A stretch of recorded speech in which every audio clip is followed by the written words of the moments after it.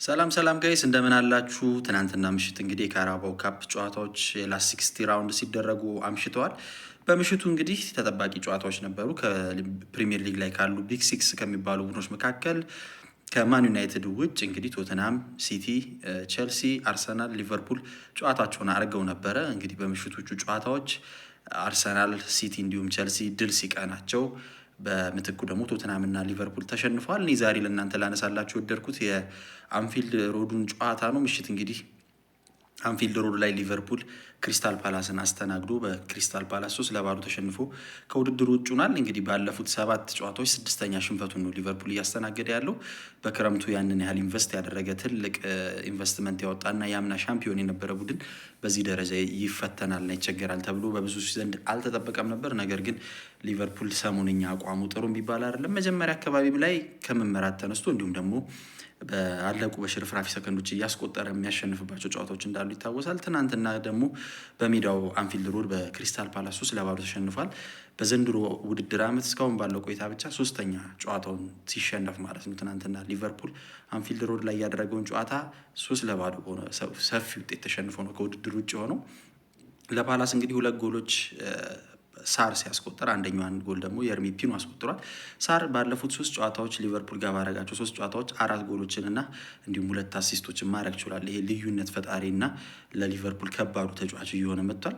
እንግዲህ የመጀመሪያው የኮሚኒቲ ሽልድ ጨዋታ ላይ እንዲሁም ደግሞ በፕሪሚየር ሊጉ አሸንፎት ነበረ ክሪስታል ፓላስ። ትናንትና ምሽት ግን የአርነ ስሎትም ስህተቶች ነበሩበት ብዬ አስባለሁ። ምክንያቱም በተከታታይ ሽንፈት እያስተናገደ ያለና ውጤት የሚያስፈልገው ቡድን እንደመሆኑ መጠን ሊቨርፑል ቋሚ አሰላለፋቸውን ተጠቅመው ጨዋታ ለማሸነፍ መጫወት ሲጠበቅባቸው በምትኩ ግን አብዛኛው የተቀያሪ ወንበር ላይ ያሉ ተጫዋቾችን በመጠቀም ጨዋታውን ለመሸነፍ ተዳርገዋል። እንግዲህ የዊኒንግ ስትሪክ ላይ ያለ ቡድን የሚጠቀመውን አይነት አሰላለፍ ይዘው ነው የገቡት።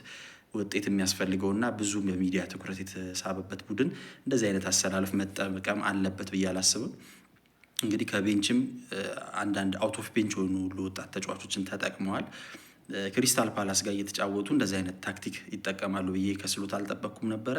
አሁን እሳቸው ላይ ጫና እንደሚበረታባቸው ምንም ጥያቄ አይኖረውም። ያንን ተከትሎ እንግዲህ ፓላስ ማሸነፉን ተከትሎ በሩብ ፍጻሜው ከአርሰናል ጋር እንደሚገናኝ ተረጋግጧል። አርሰናልም ኤምሬትስ ላይ ብራይተንን 2-0 በማሸነፍ ሌላ ታሪክ ጽፏል ማለት ነው። ተከታታይ 6 ጨዋታዎችን ክሊንሺት አስጠብቆ ያሸነፈ የመጀመሪያ ቡድን መሆንም ችሏል።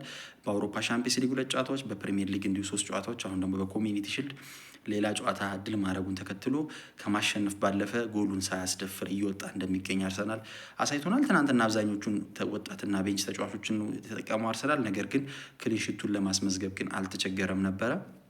እንግዲህ ከተጠቀማቸው ወጣት ተጫዋች መካከል አንደኛው የአምናው የቡካዮ ሳካ መጎዳትን ተከትሎ የደመቀው ኢቴን ንዋነሪ 1 ጎል ሲያስቆጠር እንዲሁ ደግሞ ተቀይሮ ሳካም ጎል ማስቆጠር ችሏል። ሲቲም በስዋንሲ ከመመራት ተነስቶ 3-1 ማሸነፍ ችሏል። ከጉዳት የተመለሱት ማርሙሽና እንዲሁም ራያን ሸርኪ ጎል ማስቆጠር መቻላቸው ትልቅ ዜና ነው። ቼልሲም በወልቭስ ምንም እንኳን የኋላ ቢፈተንም 4-3 በማሸነፍ ሞልኒው ድረስ ሂዶ ድል አድርጓል። ወልቭስ ሌላኛውን ጨዋታ አሁንም ተከታታይ ያለ ድል እንዲቀጥል ሆኗል ማለት ነው። በምሽቱ ጨዋታ ወጣቱ ስቲቪያው ጎል ማስቆጠሩ ተከትሎ እንግዲህ ባረጋቸው ቋሚ ሆኖ በጀመረባቸው ሁሉም ጨዋታዎች እስካሁን ለቸልሲ ጎል ማስቆጠር ችሏል። ባይኖ ጊትንስም እንዲሁ በጨዋታው 2 አሲስት እና 1 ጎል በማስቆጠር የጨዋታው ድምቀት ሆኖ አምሽቷል ማለት ነው። ኒውካስትል በሜዳው ቶተናም ባስተናገደበት ጨዋታ በፋቢያን ሻር እና እንዲሁም በኒክ ወልትማደ ጎል 2-0 አሸንፎ አልፏል። እንግዲህ የኤዲሃው ቲም አጀማመሩ ጥሩ ያልነበረ ቢሆንም የኋላ ግን ወደ አቋማሉ መመለስ ችሏል። ካለፉት 6 ጨዋታዎችም 5 ጨዋታዎችም ማሸነፍ ችሏል ማለት ነው። በቀጣይ ሩብ ፍጻሜ ጨዋታዎች ይደረጋሉ። ትኩረቶች ግን አርነ ስሎት ላይ ሆኗል። በቀጣይ አርነ ስሎት ጨዋታዎች ነጥብ የሚጥሉ ከሆነ የመሰናበት ጭምጭምታዎችን የምንሰማበት እንዲሁም ደግሞ ሊሰናበቱ ጫፍ የሚደርሱባቸው ሁኔታዎች ይፈጠራሉ። በተለይ ቀጣዮቹ 3 ጨዋታዎች በጣም ለሳቸው ወሳኝ ጨዋታዎች ይሆናሉ። ቲማቸው ወደ ዊኒንግ ዌይ የሚመለስበትን መንገድ እንዴት ያሳኩታል? ዊኬንድ ያለባቸው ፕሪሚየር ሊግ ጨዋታ ላይ ቲሙ ወደ ማሸነፍ ይመለሳል፣ አሁንስ ባለበት አዘቅት ይቀጥላል የሚለው ተጠባቂ ይሆናል። በሌላ መረጃ አብረን የምንገናኝ ይሆናል። መልካም ጊዜ